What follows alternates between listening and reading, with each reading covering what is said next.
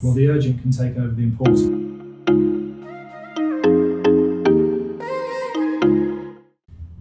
Hi everyone, Richard Brown, obviously the property voice, with my property buddy Cara Cunniff. And Cara, welcome back. Thank you, Richard. Nice to be here. Yeah, great. Well, we've just had a conversation about setting the scene, really, about with your own background and also some of the hallmarks and principles that you have in your approach to running your property businesses. I think. So it was a really interesting conversation. And as ever, I think there's lots more we could talk about. I think what would be really great now is to sort of talk about the systems side of things in general terms. I know that's one of your hallmarks, isn't it? Maybe one or two blended actually. But do you want to sort of lead us into that a little bit and sort of take us down into the idea of systems a little bit further? Would that be okay? Yeah, absolutely. Yeah. So for me, systems are about precision and about bringing clarity to workflow within an organisation or within a person's life. So we're dealing with an investor. It's about identifying processes that an investor will do on a daily repetitive basis, potentially. So a system is a set of procedures or a way of doing something that you formalise. And I want to give you an example, first of all, of switching on the engine of a car. Right. So actually, if you imagine switching on the engine of a beautiful BMW, you turn on the engine and you hear this stunning noise that comes out of this car, and it's got rhythm and it's got cadence and it's smooth and it's operating efficiently. And that is a complete system working together. So what I'm talking about there is an automated system. It's a system within a car. Right. Within the property industry, we can have the same sorts of systems. So you could have a system whereby it's just how the telephone is answered. So you've actually scripted how you answer the phone, like a greeting. And then how you respond to the person who's calling. And again, it comes back to managing and measuring. So you're actually measuring the types of calls that you're getting in, and you can do something with that data. So that is a very simple system. And you can also have automated systems, and it's really important to differentiate between an automated system and a system where there is human engagement. Automated essentially means that you've got some machinery or you've got a computer doing some of the work for you. Now, actually, mostly I would say within the property industry at investor level, at I suppose where you maybe have maybe 1, 2, 3, 4 people working in an organisation, most systems will have some form of human interaction in them, and that's absolutely fine. Somebody has to answer the phone, then they have to have a script and know how to respond to the person calling, and then they will do something with that information. So, for example, it could be a tenant calling in with a repair or something like that. Absolutely. Okay. Well, actually, on that point, and that is something that you can automate. We have a tenant maintenance form. And this is just a link that we set up on Google Drive. We set up a Google form and we email this out to our tenants. Our tenants, when they have an issue with a property, they just complete the form, who they are, what the issue is, what the property name is, and we go down into detail. So for example, if it's a fire, we give them direct instruction. Don't bother filling the rest of the form. Fill out the form, call 999. But if it's, and again, same with water, or complete power outage. Those are the things where you need to there's an escalation process. But actually, if it's just something as simple as the loose seats come off, just to complete the form, and every day we check so you fill out the form on Google Drive if you're a tenant, and that then comes straight into our system. At 9 o'clock every day, we check the system to see has there been any maintenance issues. You say the system, but so when I say the system, what I actually mean is we have our tenant will complete the form, and then we will receive a message to say that a maintenance issue has arisen during the night. or since 9 o'clock the day before. And would that populate like a Google Sheet? Yeah, or something? Absolutely. It populates a Google Sheet. We check it, and then we give our tenants on the form instruction as to that we will come back to them within 24 hours as to either it's rectified or how we're going to deal with it. Yeah. So that and actually this is something that within the military that you hear about, and it's called mushroom syndrome. And I don't know if do you know that term? No. Okay. So mushroom syndrome. If you're under the shadow of the mushroom, you don't know what's going on. Yeah. And it's, I don't know where that's come from, but it's called mushroom syndrome. Okay. And essentially, if you're under the shadow of the mushroom, you don't know what's going on, and you absolutely want to know what's going on. So if you're a tenant and you've submitted a maintenance you just need issue, security. You want to know someone's dealing with it. Okay. So it's just is that automated? Is it? No, that's something actually. Then I will directly contact. Okay. I'll ping a message out to the tenant and say we've liaised with X or Y. And here's where next step. The next step. And actually, mostly we've set up. And again, this is a system. Although it's not an automated system, it is a system whereby my trades deal directly with my tenants, because actually otherwise I just find I'm in the middle and all I'm doing is just relaying information. Yeah. So actually, they speak, and I ask both of them to then feed back to me, so that I know that the trades did the right thing, and that the trades were also happy that with how the relationship was dealt with. Yeah. So it's very important, and I think it's fundamental with any system, any business, communication. It is just relationship building. It's the basis of everything. Well, if you ever go to any form of counselling, one of the like couples counselling or something like that. I've just admitted I've done that, but they always talk about communication. Communication being best, and I think it can be in any sort of relationship, right? Yeah. So. How do you improve the communication? So one way is just have an effective system to do that, isn't it? Absolutely, absolutely. And that's part of the reason to have a system. It saves time. As long as it's set up well, as long as it's efficient and effective, it actually saves money. And this is something I sort of would like to just mention, because I think in the complex environment that we are in, as we've mentioned earlier, political, economic, social, and the technological changes that are happening, actually it's really important to also be looking at what's happening in the business, because we often look to the outside of the business to make us more money. And obviously that is a way to make more money, but what we can really do is look inward at how we are running our businesses. And I think an example of that, a very good example of that, is Team Sky. Okay. So actually, and I think most people will be aware of INEOS, aren't they? I think, but they were Team Sky. Absolutely. Yeah.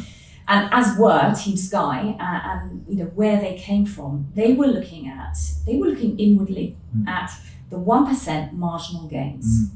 How can they improve their performances in every little aspect of the bike, the seat position, the gear they were wearing, the helmet. There were lots of issues. I remember there were lots of issues in the news about how they were doing that.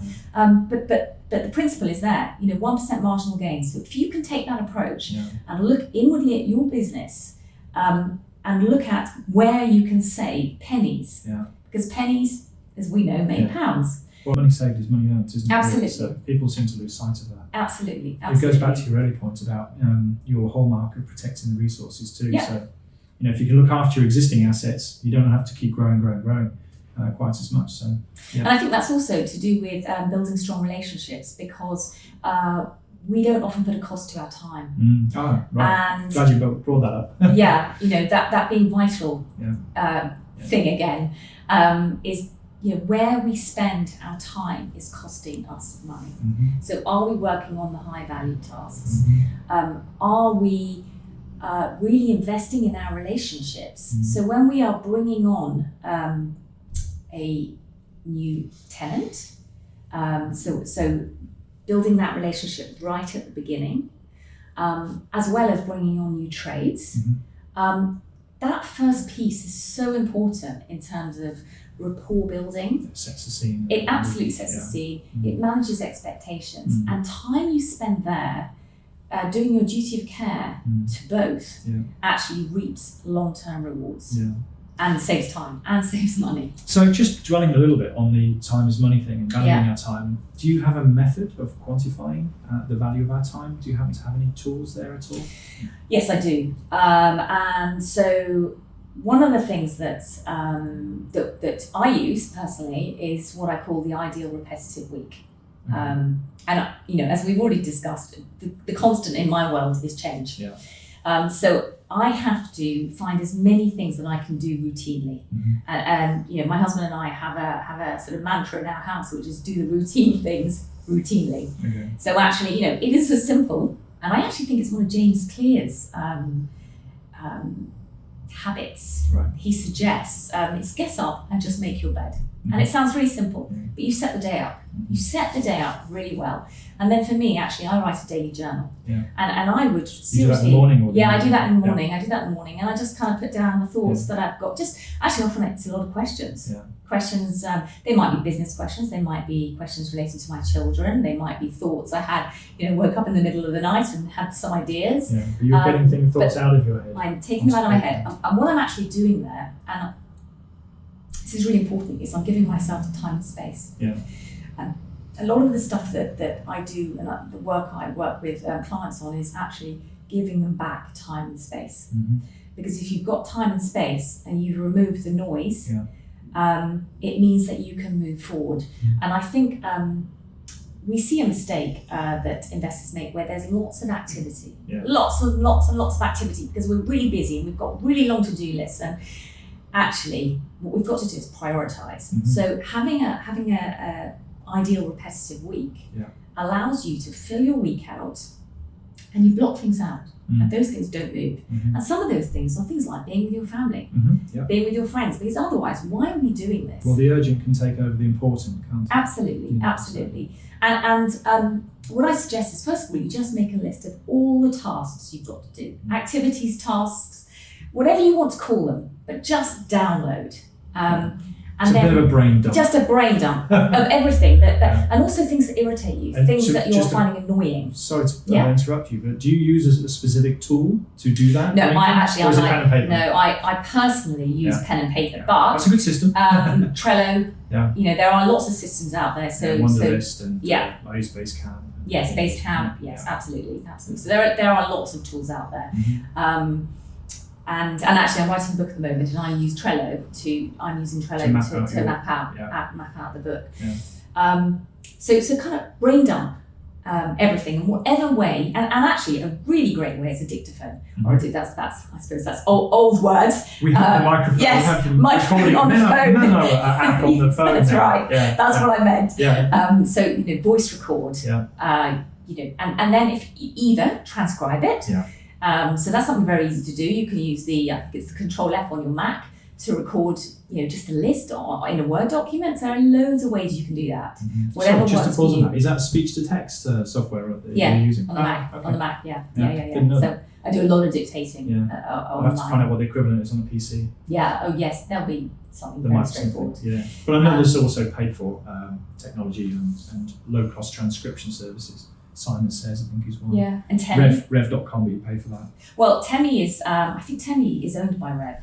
And Temi is, although the transcription isn't 100%, often it does the job. Because I think the difference with Rev is they have a human interaction. Yeah. So they probably use AI or something. Yeah. And then they have a human looking at to refine it. But it sounds like... Temi, I think, is 10 cents a minute. 10 cents a minute? Yeah. So it's $1 a minute, I think, for Rev. So, So taking us down that's sort of built. And I love apps. I love, if I can find something to do it for me, but actually when it comes to making lists, I just like pen and paper. Yeah. I'm a very visual person. I'm trying to pick out of you some of the tools and the apps and the things, which I know is not always automated, but just to give some value in fact to people watching this too. Yeah. I mean, actually, also for scheduling time, something like Calendly is another tool. If you want people to book meetings with you and you don't want to spend time interacting with them they can self-serve.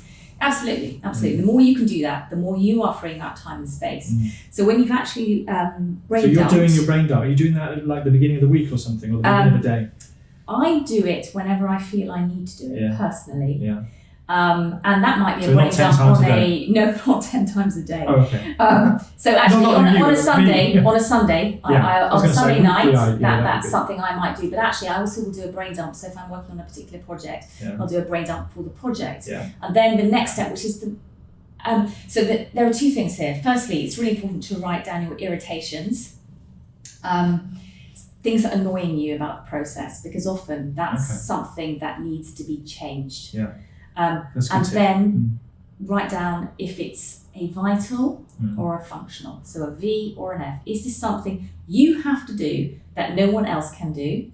Or is this functional? Somebody else can support you doing that, which then will free up your time. Excellent. Then you take your vitals and you populate your repetitive week. And the idea, and it doesn't happen overnight, and it might take a couple of months before you've got a week that works for you. But the idea is to do the routine things routinely to give you time and space. Yeah. I mean, personally, I guess there's different ways people approach this. But personally, I have what I call a 3 to 5 list. Okay. I recognise I can't really get more than 3 to 5 things done a day, vital things. To your point. So I populate my 3 to 5 list, and then there's the rest of the stuff, and that probably is the functional stuff that you're talking about. And whether I do it or give it to somebody else, at the moment I'm doing too much, but that's a different point.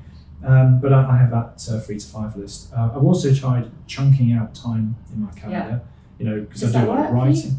No, it doesn't work that well for me. But I've taken it now out of the regular working day.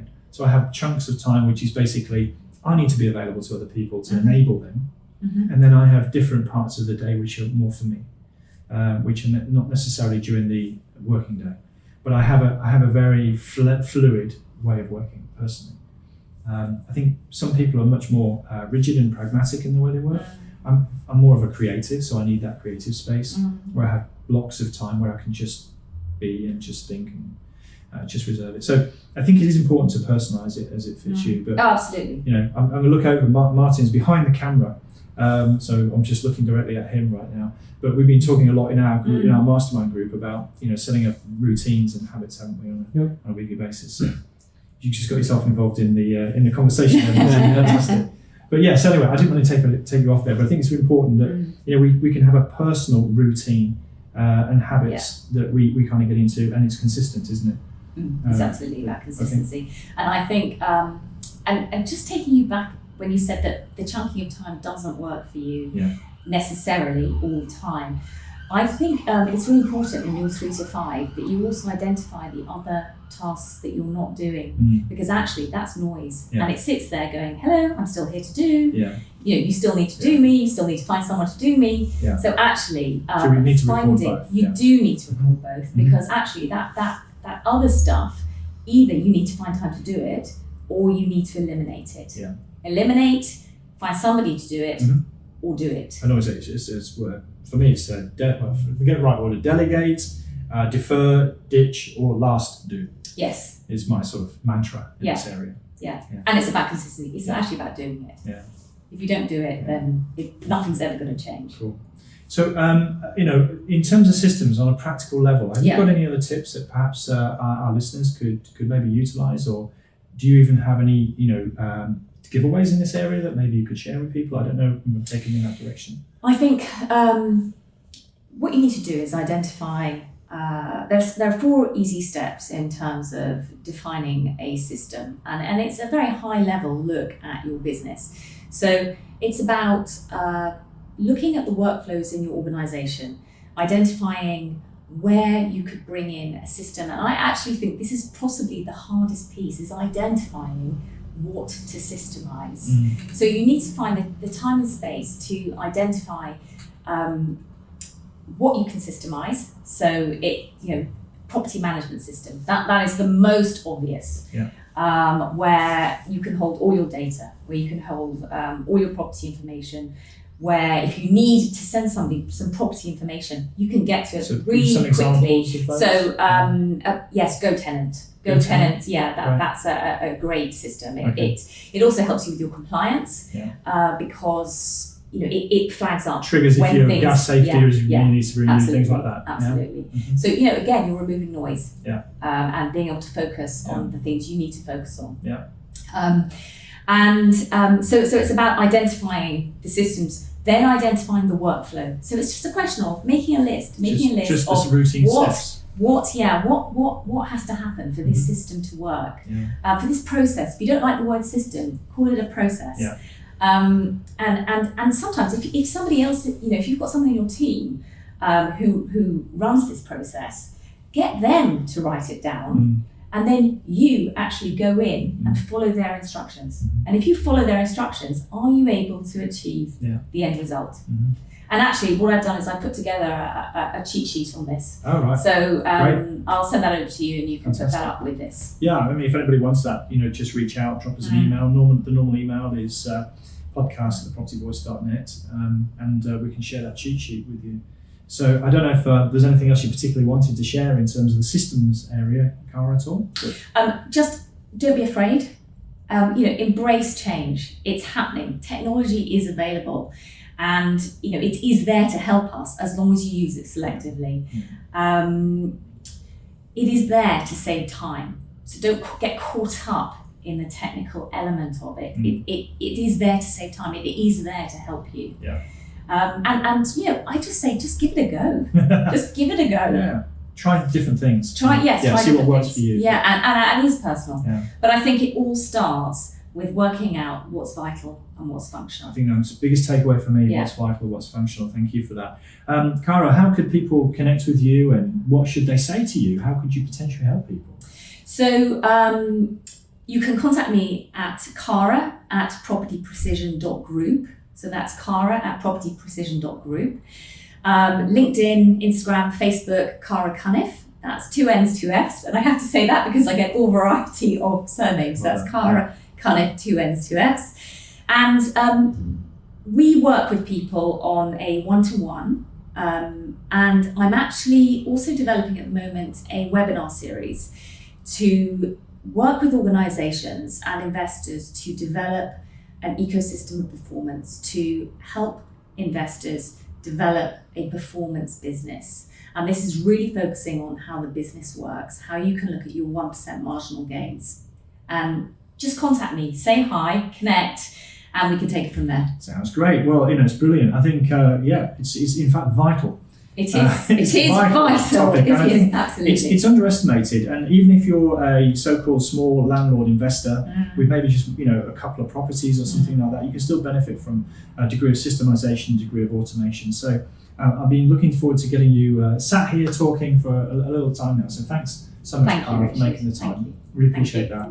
And that's been another 2 property buddies talking about systems and automation amongst other things. Thanks for watching.